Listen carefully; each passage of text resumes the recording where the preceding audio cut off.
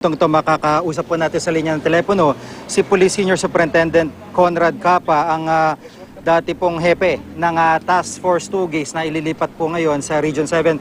Magandang hapon po, Senior Superintendent Capa. Magandang hapon po. Apo, at dito po sa pangyayari na naanunsyo po yung paglilipat po sa inyo sa Region 7, ano po masasabi niyo rito? Wala naman, ready naman ako mag-report dun sa Region 7. Nabigla lang ako doon sa pronouncement kanina na ang dahilan napupunta ako ng Region 7 para ma-promote. Yung pupunta akong pesto, hindi man ako mapopromote doon immediately. Maghihintay pa ako ng 6 na buwan, isang taon bago ma-promote. So, hindi tama sabihin na ako mapopromote. Mapopromote ako after a while. Hindi yung immediately mapopromote ako. Iba yun eh. So, hindi ko maintindihan sinasabi nga ni General Sindak na hindi ko na-appreciate yun. Of course, he knows it, I know it. I will not be promoted as DRDO, okay? Alam niyo yun. Apo. Kaya sa tingin niyo ho ba Go ahead po, Senior Superintendent Capa. Kasi, kung nakikinig si General Sindak, kung talagang gusto nila ako ma-promote, alam niyang madaming bakanting pwesto na pwede na ako ma-promote. Bakit hindi ako doon nilagay? Bakit DRDO pa maghihintay ako ng 6 na buwan, ilang taon bago ma-promote? They should come clean. They should be straightforward to the public. Okay? Yun ang sinasama ng loob ko. Dapat lang yung tama. Senior Superintendent. Opo. Senior Superintendent Capa, ano po yung sa tingin nyo yung talagang pinaka nag-iisang dahilan kung bakit po nagkaganon yung nung isang araw talagang pinupuri kayo sa pagkakahuli kay Delphine Lee, pero ngayon parang ito po yung nangyari. So ano po yung nag-iisang dahilan na nakikita po ninyo? Alam mo kanina, ang bala ko magpakita sa kanya, magpaalam kay General Purisima, sana ako ng Region 7. Okay na ako. Sa loob-loob ko, maghihintay ako dito, maghihintay ako doon, pareho lang, okay? Ang problema, ba't kailangan pa nilang lagyan ng spin na ako magpo-promote? Diba? Hindi naman ako mapopromote as Deputy for Operation sa region. Maghihintay ako doon ng 6 na buwan at least para may mabakante. Kung gusto niya talaga ako mapromote, meron dyan. Apo. Sa tingin niyo po parang kumbaga malalagay kayo ngayon sa freezer, parang ganun po? Hindi naman, mag-aabang ako doon. Ang sinasabi ko, huwag na nilang sabihin na kayo mapopromote. Yes, yung stepping stone yun. Pero hindi ako immediately mapopromote, maghihintay ako. Kasi yung pwesto na yun hindi yan TO position. Ang TO doon yung Deputy for Administration. Kaya wag na nilang sabihin na ako mapopromote doon. Apo. Kumpara po sa posisyon nyo ngayon bilang hepe ng Task Force Tugis, sa tingin nyo ba mas mabilis po kayo kung magsistay kayo na ma-promote bilang hepe ng Tugis? Ipaliliwanag ko lang. Po sa Region 7? Paliliwanag ko lang. Yung task force na yan, wala yan sa line of PNP. Kumbaga wala yan sa sa table of organization. Creation yan. So wala akong pag-asang ma-promote dyan. Tinanggap ko yan dahil sa hamon na tinanggap ko yan ng buong puso. Challenge yan, tinanggap ko.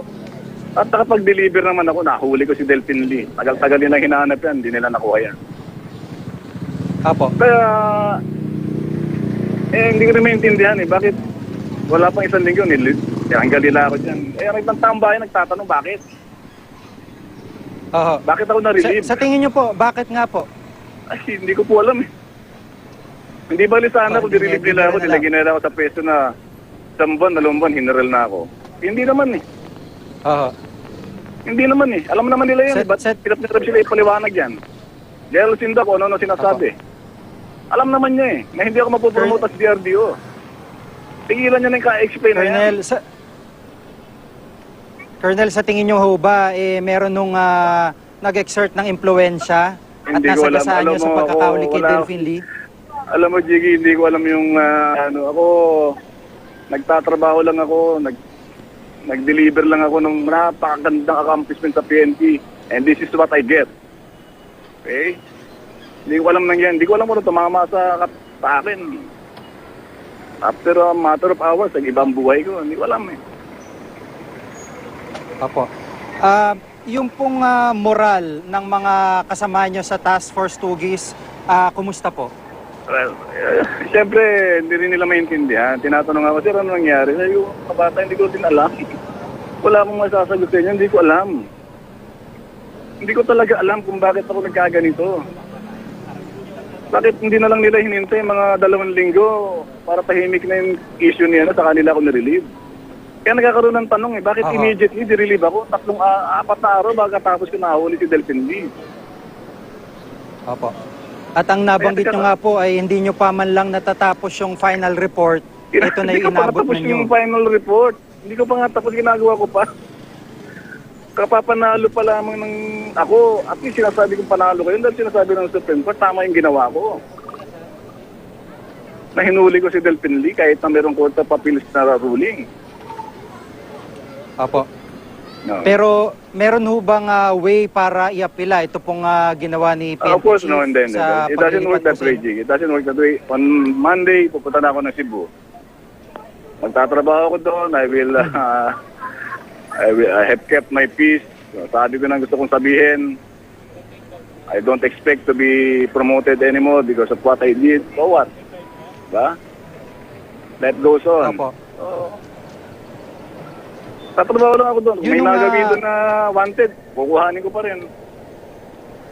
Opo. Sir, yung pong mga paano po magiging trabaho pa nung Tugis, yung pong 4 na iba pa, ang mangyayari po, turnover nyo po doon sa papalit sa inyo? Ay, kung sino man pa, actually, ongoing naman yun. Kahit ngayon, yung mga bata ko, nasa kalin, tatrabaho eh. Hindi naman matitigil yan kahit muna wala ako. Life goes on. Hindi naman yan na... So, tuloy lang yan. Opo. Ano pong sabi ng pamilya nyo dito sa pangyayaring ito? Well, my wife is behind me dito, so... Sabi ko nga sa misis ko, ayos lang yan. Hindi tayo magugutom pag wala tayong problema dyan. Kung hindi na ako pulis, marami pa akong marami akong mapapasok na trabaho, di lang pagpupulis kaya ka. Apo. Yun nga po, dahil sa nabanggit nyong yan, paano po ang plano nyo ngayon? Naisipan nyo lumabas ang pagpupulis o hintayin nyo na lang po yung promotion nyo hanggang bumaba po ito? I will tatrabaho lang ako. I will work like nothing happened. Of course, I'm sorry for my outburst. Dapat maunawaan niyo ako kasi masakit ang nangyari sa akin. Okay? Opo. Pagsabihan ko ng hindi maganda, hindi rin maganda yung naging outburst ko publicly, I apologize. Okay? Binangga ko yung Chief PNP. Diba? So, I expect repercussion dahil dito. Pero hindi ako nagsisisi. I will not take anything back. Aha. Ay, alam ko, tama Isa ako naman dito. isa naman nung kahanga-hanga nga po, bukod nga po doon sa trabaho nyo na i-deliver, yung pagiging professional nyo bilang isang pulis na sa kabila ng pangyari, tahimik kayo pupunta sa Region 7 para dito. Panghuling mensahe po para kay PNP Chief Hindi na, Alan Pulisima. magre-report Ano po na lang ang, ako sa kanya. mensahe nyo? Magre-report na lang ako sa kanya. Aha. Apa. Maraming salamat po sa pagkakataon, Thank you, Senior thank you. Superintendent Conrad Capa, ang dati pong hepe ng Task Force Tugis. Maraming pong salamat.